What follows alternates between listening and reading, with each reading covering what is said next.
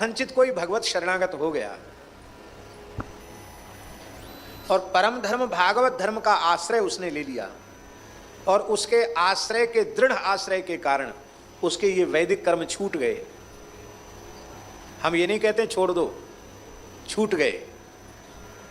और जिस भागवत धर्म में वह आरूढ़ हुआ था उसके चरम लक्ष्य को भी नहीं पा सका।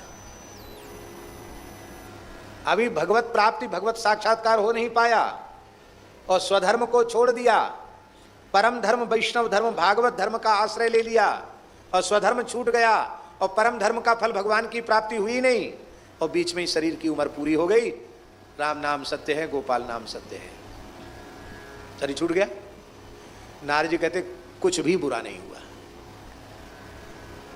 यदि स्वधर्म का त्याग हो गया और परम धर्म का आश्रय ले लिया गया है और कथनचित स्वधर्म उसमें छूट गया और हाँ, पर परम धर्म का आश्रय का मतलब ईमानदारी से समझना, दिन भर प्रपंच करना, झूठ बोलना, छल कपट करना और परनिंदा पर चर्चा करना, सब में दोष देखना, अपने दोष बिल्कुल ना देखना, सबकी निंदा करना और बोलो हम तो परम धर्म का पालन कर रहे हैं, तो फिर तो धोखा है। इतनी तीव्रता से भजन में लग जाए कि आधे क्षण का अवकाश न रह जाए भजन को छोड़ करके, ऐसा हो जाए। और इस अनन्य उपासना में,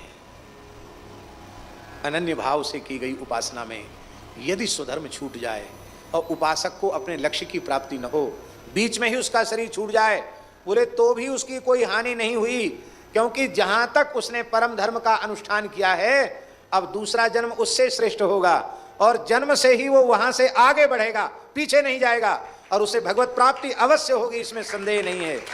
किंतु स्वधर्म का पालन करते करते मर गया तो ज्यादा से ज्यादा लौकिक भोगों की प्राप्ति होगी और मरने के बाद स्वर्ग की प्राप्ति होगी और स्वर्ग स्वल्प अंत दुखदाई क्षीणे पुण्य मर्त्य लोकम विशंति, फिर नीचे गिर के आना पड़ेगा। पर श्री युगल सरकार के चरणों में पहुंचकर जीव को फिर कभी नीचे नहीं गिरना पड़ता।